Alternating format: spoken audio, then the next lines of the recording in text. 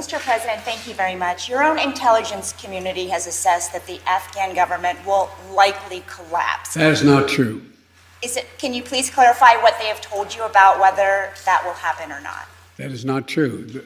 They did not reach that conclusion. So what is the level of confidence that they have that it will not collapse? The Afghan government and leadership has to come together.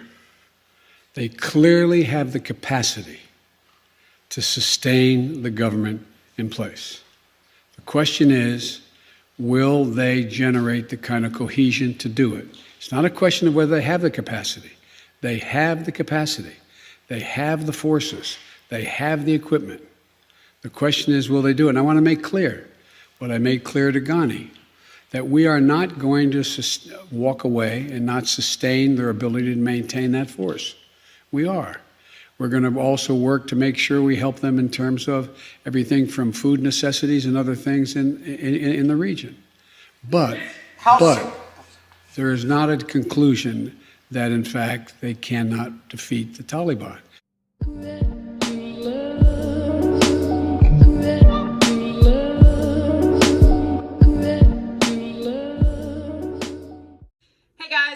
And welcome back to my channel. All right, so before we get started today, I want to warn the guys, you can forward through this part if you don't want to see it, but I have to quickly demonstrate how I put on my ponytail because I absolutely love this ponytail, and I've had a few ladies mention to me that they want to see how it all works. So today we're going to be talking about what is going on in Afghanistan, the crazy thing that Joe Biden has done that has put them and us at tremendous risk. But first, we're going to talk about the ponytail. Now, yesterday I talked about this ponytail. I got it from inhair.com. The particular hair color that I'm about to show you is called the Maya. It is in the color toffee. So I'm going to show you really quickly how you put this on. So this is how the ponytail comes. It comes with this clip. It has a Velcro thing that goes around your bun. And then it has this piece that wraps. So I'm going to demonstrate to you right now how easy it is because I really want you guys to get this. Now, I'm just going to brush it out really quick, but I want you guys to see how amazing this hair is. It is vegan, so it's cruelty-free, super heavy, super thick. Okay, so I have my hair in a bun. Let me just scoot down here. And I'm going to take this clip and I'm going to just kind of put it in there and pick up the ponytail because I have this little piece and it comes like this curl so you can kind of identify it. And you're gonna wrap this around the base, okay? Now I like to do it pretty tight. They tell you to secure it with a ponytail, but I actually don't. I don't feel the need to do it and I just pin this when I'm done wrapping it. But it looks amazing. I have a bobby pin. You put the bobby pin in, oops, and you are ready to go. That is the ponytail, that is the hair. So if you guys are interested in getting this hair, you can go to INH Hair. It stands for insertnamehere.com. You can enter the code darling15 to get 15% off any purchase you make. Highly recommended. Love this hair. I want you to love it too. All right, so let's get started. You guys know the drill of all the subscribe to the channel, share the video, like the video. I'm not going to spend time doing that because I want to get into this topic. Now, first, we're going to start off with reading an article that I read today about what is going on here. This particular article is from the Gateway Pundit. I will link it below so you can read it, but it states, Afghan protesters hopeless outside the White House. Biden has revived Islamic terrorism. It will have bad consequences for our country. Okay, so this article is about the Afghan protesters that are actually in Washington protesting outside the White House over the decision that he made to pull out of Afghanistan. Now, before I go into the article, I believe we should have never been in Afghanistan to begin with. I know that we were there because of 9/11. We went there to kill the people that did the horrific things that were done on September 11th. We captured Osama bin Laden. We killed him. we should have left after that, okay? But we didn't. We stayed there to equip their military, to train their military, and in hopes of, getting them ready to protect themselves and be able to function against the Taliban themselves, okay? There's a long sordid history there. I'm not going to go into everything. You guys should definitely do your research before you comment on this issue because there is a lot of history here, okay? But first, let's start off by reading this article. So it states, amid the thousands of illegal immigrants flooding across the U.S. border daily, illegitimate U.S. President Joe Biden is now empowering radical Islamist jihadists in Afghanistan ahead of the September 11th anniversary. Now, how interesting, first, can I point out, that just a couple of days ago, they released, and when I say they, the Department of Homeland Security released a statement saying that if you are somebody who is anti-vax, if you're somebody that celebrates religious holidays, if you're somebody that believes that the election was not necessarily legitimate, you are now going to be labeled a terrorist, okay? So now we, the people that love this country, are terrorists, and meanwhile, Joe Biden is actually allowing terrorism to occur in Afghanistan, okay? So let's keep reading. Despite 20 years of blood and treasure spent on defeating the war on terror, the Biden administration's sweeping withdrawal from Afghanistan is rapidly degenerating the poverty-ridden country into a terrorist haven, okay? It's already been a training ground for terrorism in general. So this is only going to make it worse, and it already is worse because the Taliban has now stepped in and taken over there officially, okay? The Gateway pundits, Alicia Pow, spoke with Afghan nationals as they protested in front of the White House on Sunday. The Taliban and other terror networks in the Middle East will vie for power and jihad terrorism will resurge. Atiq Abbas, an Afghan native who immigrated to the U.S. in February, told the Gateway pundit, Joe Biden took the decision now to pull out the troops at once in a single day or a very short time. This is rushed and it will have bad consequences for our country, of course, and even for the United States in the future. Who were Al-Qaeda? They were the people that were responsible for the 9/11 attacks. That's why the United States came to Afghanistan to kill them, he said. Now they are back. I'm totally hopeless for my future, the future of my country. It is totally black. It was the last time the United States will ever help my country. We lost our chance. No one is going to help us. Abbas continued, the United States is letting them control the country. They will take you again. They will take your embassy, your people, and they will take many countries. If Pakistan gives the Taliban nuclear technology, what will happen? You should ask this question to Joe Biden. He should think about this. Once Biden took office, the Taliban stopped attending peace meetings and went on a murdering spree, explained Zora, an Afghan American, Biden supporter and member of the group End Proxy War in Afghanistan, which organized the protest at the White House. They were targeted killings of civilians. They were blowing up infrastructure. They were blowing up buildings. They are all war crimes. We are wondering why the deal was continuing when there are war crimes happening, Zora told the Gateway pundit. The troop withdrawal plus the announcement of the deadline just emboldened the Taliban and their sponsors. U.S. intervention in Afghanistan created a path for females in Afghanistan to vote, attend school, and pursue careers without facing death sentences. So they have made all these tremendous leaps and bounds for the women of Afghanistan and given them all these rights, okay, that now are gone. They're going to be gone. They're done. It's over. And it's funny to me, you know, that people celebrated this, right? They celebrated that this was happening in Afghanistan. Meanwhile, our rights here in the United States continue to be suppressed, okay? And nobody questions, you know, why that is. Why are we so concerned about, you know, other countries' rights and giving their citizens rights, but yet our rights are being taken from us, especially now? We'll continue on. As U.S. forces precipitously vacated Afghanistan, the hopes and dreams of thousands of girls will rest in the hands of murderous Islamic militants. The situation in Afghanistan is heartbreaking. Thousands of people are displaced. Thousands of women are trying to find a way to get out of the country. They care about their rights. They care about their hard-earned gains, about all the changes they made in the last 20 years. Jamashidi told the Gateway pundit, now all of a sudden they see an Islamic immigrant in front of their eyes, which has no respect for human rights, no respect for our diversity, and no respect for our values. We have 50% of the girls in school instead of 0 before 2001, she continued. Since September 11th and for 20 years, they rebuilt the community and created a community which was very respectful to diversity and human rights and democratic values. For 20 years, we taught our children about these values.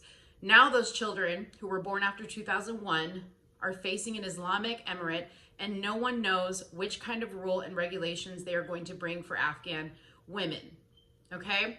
So Biden has since addressed the nation on this, and if you haven't watched it, I will put a link below.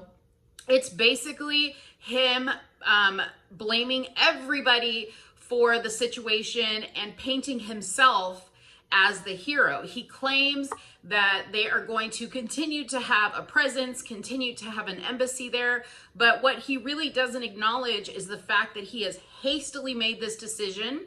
And he blames the fact that he had to make this decision so hastily on President Trump.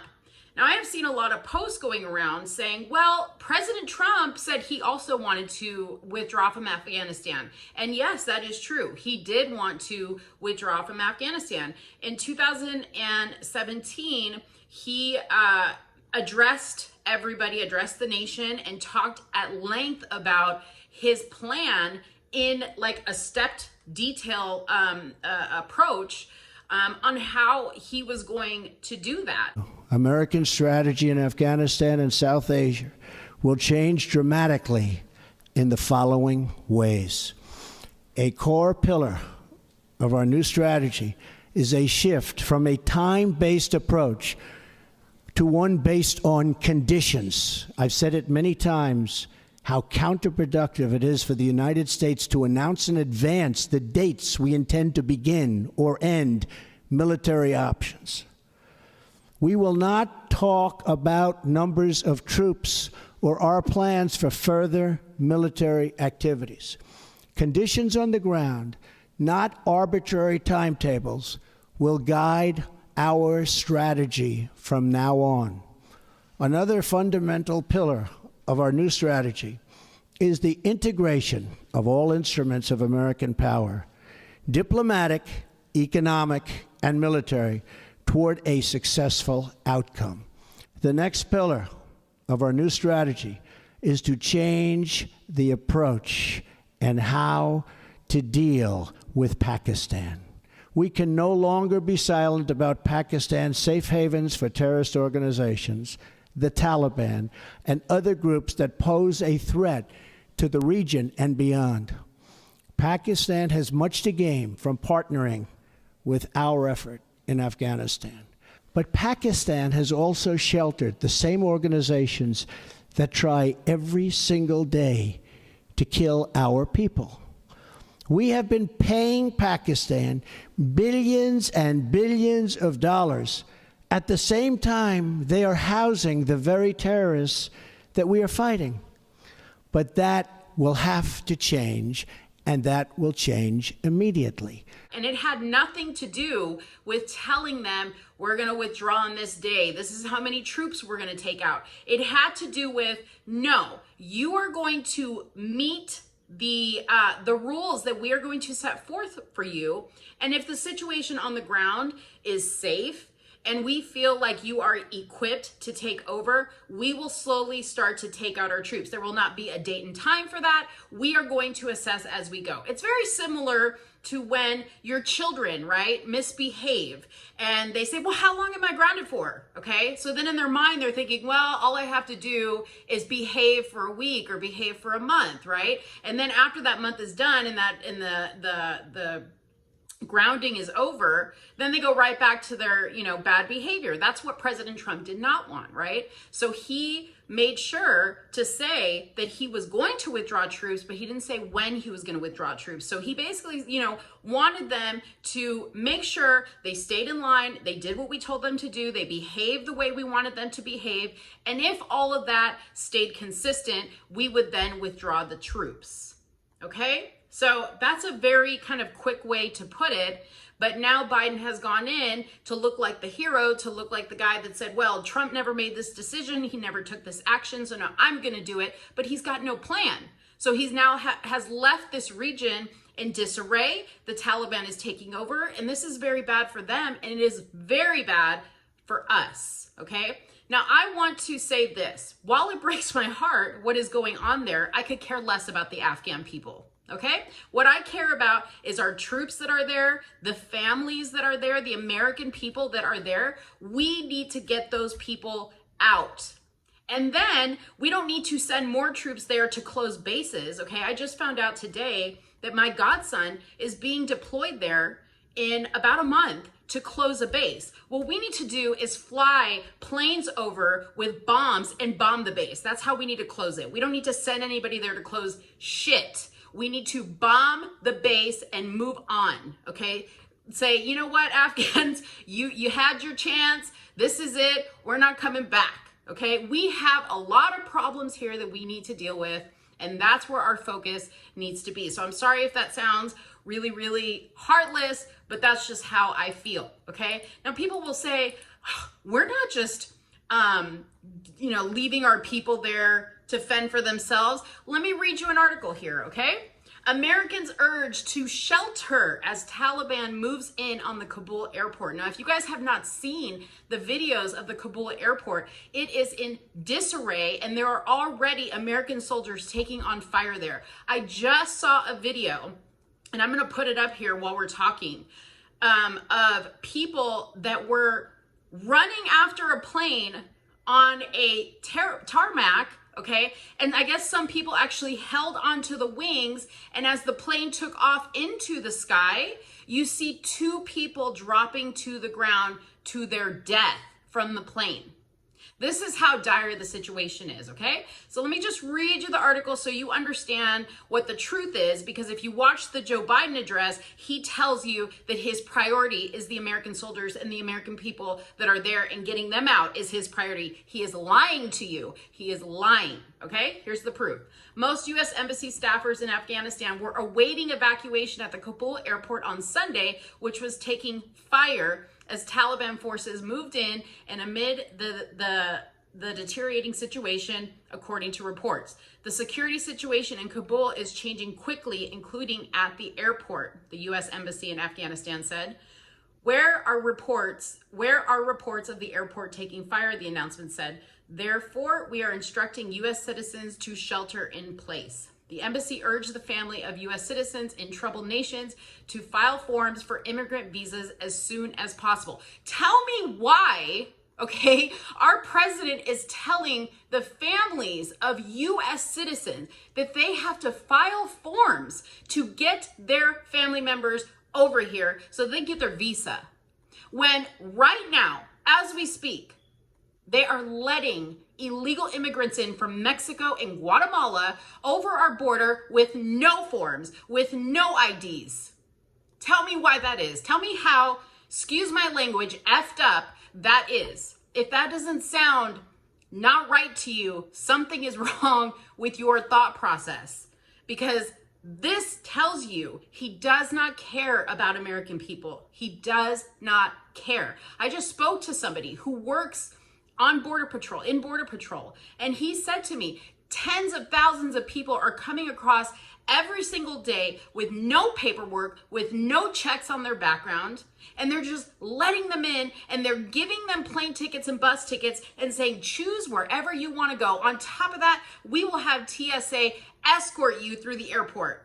Okay? But people like me, if I want to get on a plane, I have to show my ID, right? If I want to go out of the country, I have to show a passport. Hell, if I want to go get a driver's license, I damn near have to give them a drop of my blood and my firstborn child to get my car my driver's license issued to me?